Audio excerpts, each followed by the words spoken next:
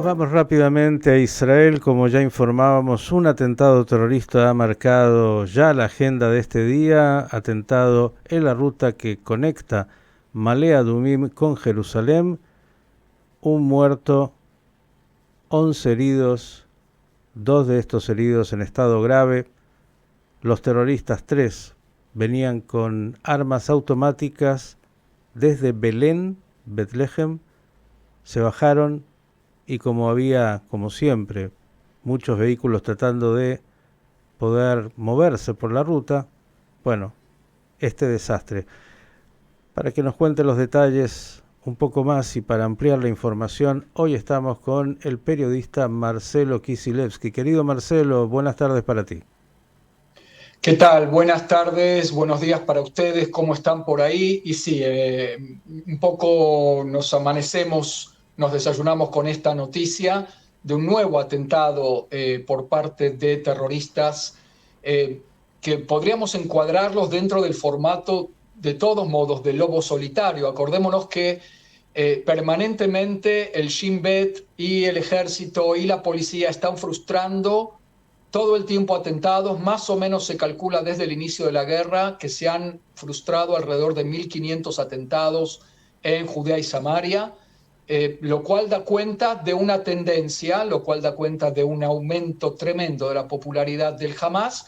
Y este atentado, que de todos modos se encuadra no en el tipo de atentados que son rastreables, que son prevenibles, es decir, que tienen organización, que tienen infraestructura, que tienen varios componentes, que tienen bastante personal, uno que transporta, el otro que carga la bomba, otro que planea, y así sucesivamente. Acá se trata del formato que ya conocíamos desde el 2017, la ola de atentados con pistolas, con acuchillamientos, con atropellamientos, llamados del lobo solitario, que son muchísimo más difíciles de rastrear y prevenir. Sin embargo, fueron 3 terroristas, fueron terroristas de la zona de Belén, cosa bastante inusual, uno de Belén, otro de los alrededores. Belén no es tradicionalmente un nido de células terroristas, es una ciudad que vive tradicionalmente del turismo, quizás tiene que ver con el malestar que se está viviendo en todo Judea y Samaria por la falta de turismo precisamente, y entonces salen estos jóvenes. No estoy diciendo Dios nos libre de hacer una afirmación así, que la han hecho otros y que es totalmente repudiable, el hecho de que la pobreza genera terrorismo. Acá de lo que se habla no es eso. La pobreza no genera terrorismo, porque si no todo el continente africano y todo el continente latinoamericano estaría poblado solamente por terroristas, y no es así. El terrorismo islámico radical está inspirado en motivos religiosos, y en este caso los analistas dicen que son atentados de imitación inspirados en lo que pasó el 7 de octubre. Es decir, gente que sabe que entrando a matar a civiles israelíes probablemente vamos a morir, lo hacemos igual porque vamos a tener gloria en el más allá y todas las creencias que ellos puedan tener, es decir, que saben con un 99% de probabilidad que van a perder la vida. Y te agrego nada más un dato: dentro de los 11 heridos, una de ellas, de los 2 heridos graves, una de ellas embarazada, también en estado grave. Bien, nada para agregar, Marcelo, sobre este hecho tan terrible de esta mañana con la cual se despierta la población israelí. ¿Por dónde seguimos? Usted maneja el camino. Tenemos como novedad, dentro de todo lo que está pasando, que ya forma una especie de statu quo y por lo tanto no noticia, este tema de Benny Gantz ayer anunciando que hay algún tipo de señal positiva en las negociaciones. Mañana se quiere reflotar la cumbre de París, lo están bautizando como la cumbre de París 2, donde ya una delegación de Qatar, una delegación de Egipto, y aparentemente bueno, no del Hamas, pero sí se quiere que haya una delegación israelí, y también va a haber una delegación de Estados Unidos. En Israel son optimistas también, la presión de los familiares con todas sus manifestaciones está haciendo lo suyo. Otra vez Israel no va a mandar una delegación, como ya no la envió al segundo día de negociaciones en el Cairo, puede resultar en un choque bastante fuerte y una agresión bastante fuerte en contra de los secuestrados, y entonces Israel está haciendo todo lo posible, el gobierno, como para ver algún tipo, lo que llaman una señal de oro del lado del Hamas, que lo interpreten como una flexibilización en sus exigencias, y de esa manera poder sí tener la legitimidad para enviar, a pesar de los opositores dentro del gabinete, una delegación a París mañana, con la esperanza de que haya algún tipo de avance significativo. Eso por un lado. Por otro lado, bueno, a todos les conviene todo esto, cuáles son las lecturas y cuáles son las reacciones del lado del Hamas. El Hamas le conviene también llegar a algún tipo de acuerdo.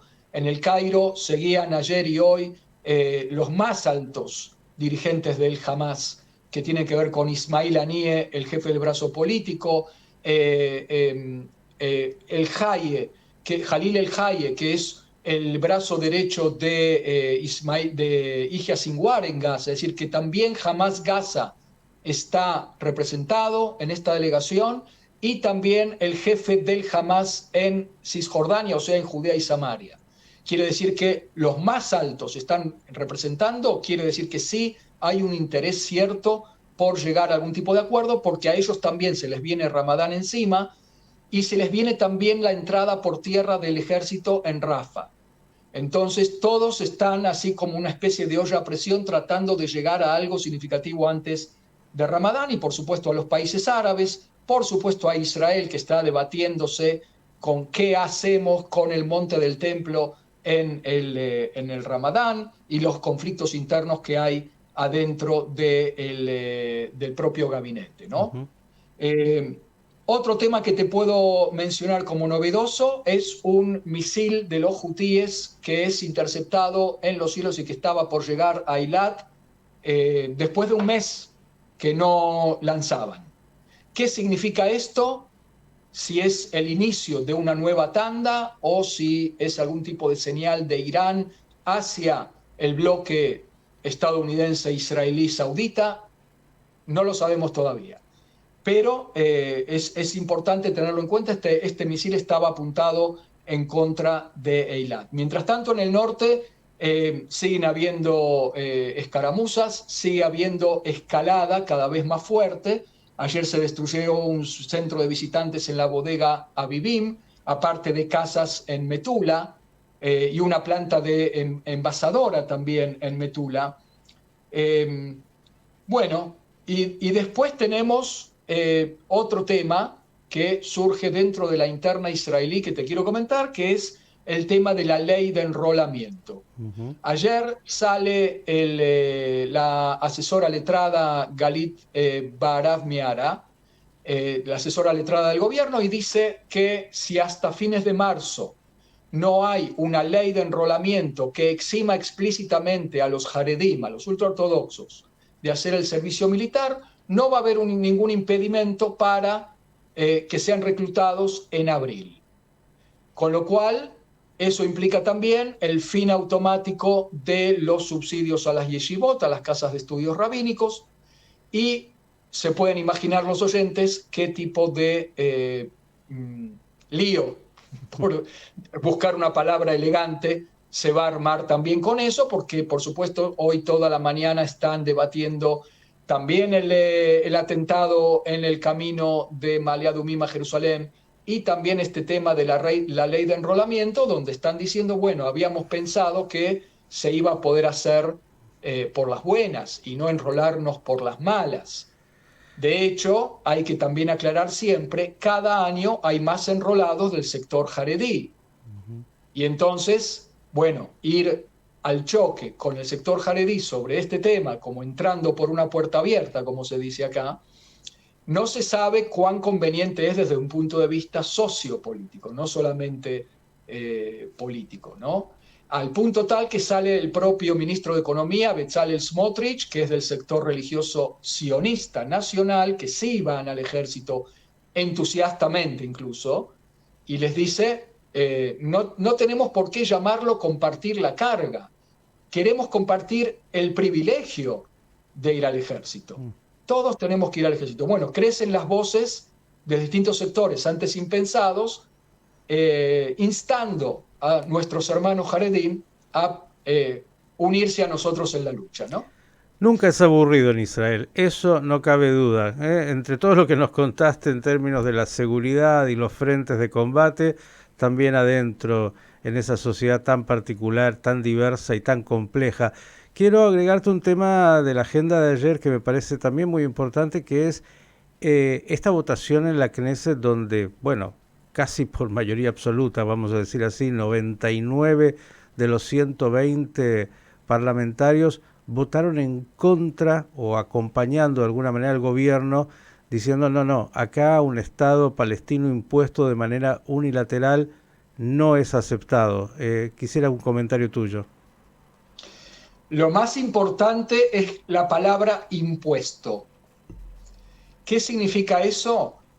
En su declaración, el gabinete, que ya lo aprobó, y Netanyahu ya lo hizo aprobar por el gabinete, y en la declaración de ayer de la Knesset, aprobando la declaración del gabinete, no existe la oposición a un Estado palestino. Eso se tiene que entender claramente. Hay que diferenciar lo que es la advertencia de Estados Unidos contra Israel, de que si no proponen un programa para el día después, entonces están dejando un espacio vacío que va a ser llenado por la comunidad internacional y el contenido va a ser la agenda de dos estados. Lo que le está diciendo Estados Unidos a Israel es, si no lo hacen ustedes, entonces, bueno, vamos a tener que reconocer unilateralmente un Estado palestino. Y entonces viene el gobierno y les dice, no queremos un Estado palestino. Le está diciendo, no queremos que nos lo impongas. Es esencial y fundamentalmente diferente.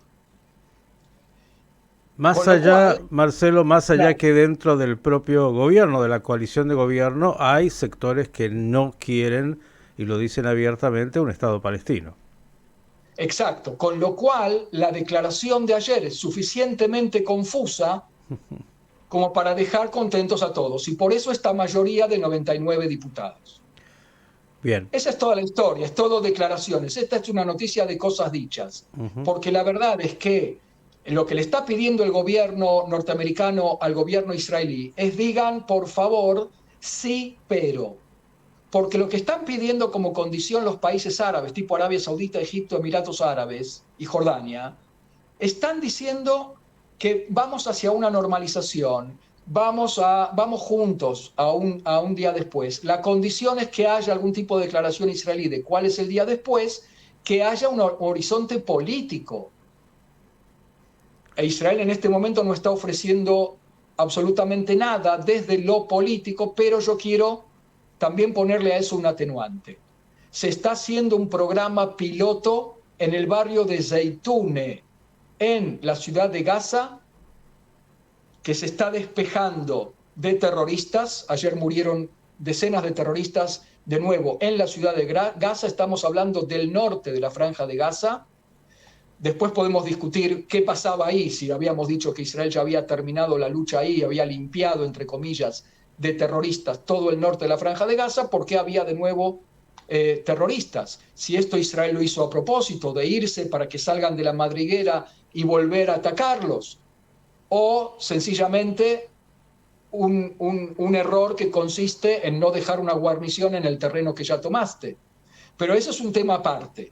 Lo cierto es que volvió el ejército, limpió otra vez el terreno en el barrio de Zeitoune y están planeando un programa piloto de un gobierno local civil, local gazatí, que se ocupe de la parte administrativa con custodia del ejército israelí, para que no venga el Hamas a molestar.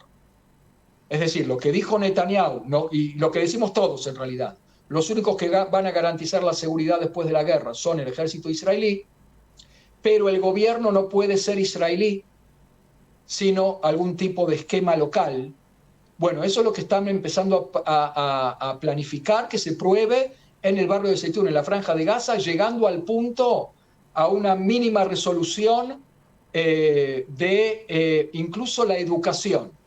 Y están ya escribiendo libros de estudio, libros de clase para las escuelas, que anule todas las partes que hablan del odio a Israel y de la incitación al terrorismo y a la inmolación y un montón de cosas que existe hoy por hoy en los programas de estudio de la Autoridad Palestina y del gobierno de Hamas en Gaza. Bien, la iniciativa política, que es lo que está pidiendo justamente el mundo y los Estados Unidos e Israel respecto de cómo sigue el día después, tan importante, y de alguna manera lo que estás planteando es un momento interesante, por lo menos para analizar. Marcelo, te veo con un suéter, ¿eso significa que algo descendió la temperatura?